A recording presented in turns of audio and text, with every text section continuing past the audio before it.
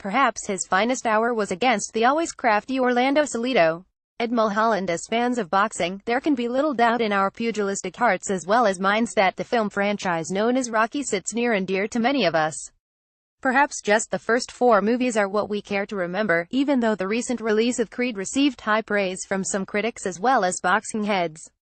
In any case, the conversation between the character played so perfectly by the late Burgess Meredith, Mickey Goldman and Sylvester Stallone's iconic Rocky Balboa in 1982's Rocky III has a portion within it that can still ring as true today as it did 35 years ago. Balboa discovers that after winning the world heavyweight title, his handler saw to it that his opponents weren't of the highest pedigree. This was a move, according to Goldman, to protect Rocky after the beating had suffered at the hands of Apollo Creed in the franchise's first 2 installments. "Then, the worst thing happened to you that could happen to a fighter," said Mickey. "You got civilized. For various reasons, we as fans of the sweet science have seen many a combatant grow old in the ring seemingly overnight. Sometimes, it doesn't take a full 36 minutes to see it, either." Bermain Stivern looked a bit slow and under the season a few nights ago. Such was the case last May at the MGM Grand Garden Arena in Las Vegas.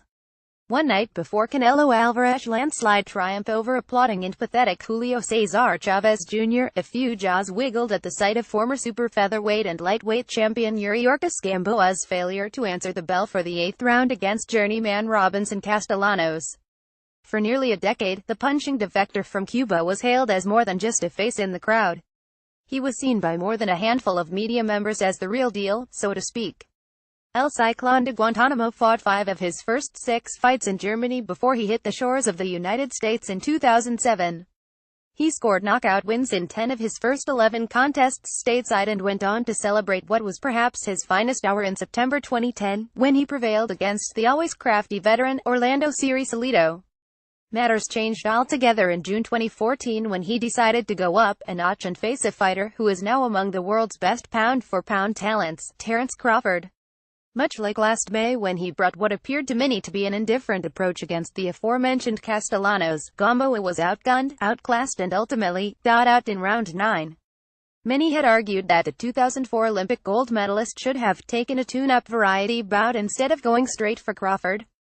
A fact which shouldn't be overlooked is that Gamboa, a Cuban defector with an expansive amateur career, was arrested in November 2013 for domestic battery against his ex-wife. He returned to the ring in late 2014, yet he fought only once in 2015 and not at all the following year. After his May 2017 loss to Castellanos, some argued that the now 35-year-old former champion had seen his best days. Never fear. As part of the undercard for former light heavyweight champion Sergey Kovalev's return to the ring against Vyacheslav Shabrinsky on November 25, Gamboa 272-17 KOs will face Jason Sosa 2024, 15 KOs in a 10-round, super featherweight affair. Many may remember Sosa from this previous spring, when he fell prey to Vasyl Lomachenko. Who are any of us to say whether or not a fighter should continue his respective trade still? Does Gamboa have a chance to return in any way, shape or form to his glory days? If we're to ask El Ciclón directly, then we'd be assured that his answer would be a definitive yes. Incidentally, Gamboa is stepping in to replace, you guessed it, Robinson Castellanos. "I'm excited for this great opportunity to fight Sosa on the undercard of Kovalev Shabrinsky," said Gamboa as part of a press release for both Golden Boy Promotions as well as Main Events. "A win over Sosa on HBO could push me back into title contention. I'm a fighter with many aspects and dimensions, and that's what I'll bring in my fight against Sosa. For my last fight, I wasn't prepared well.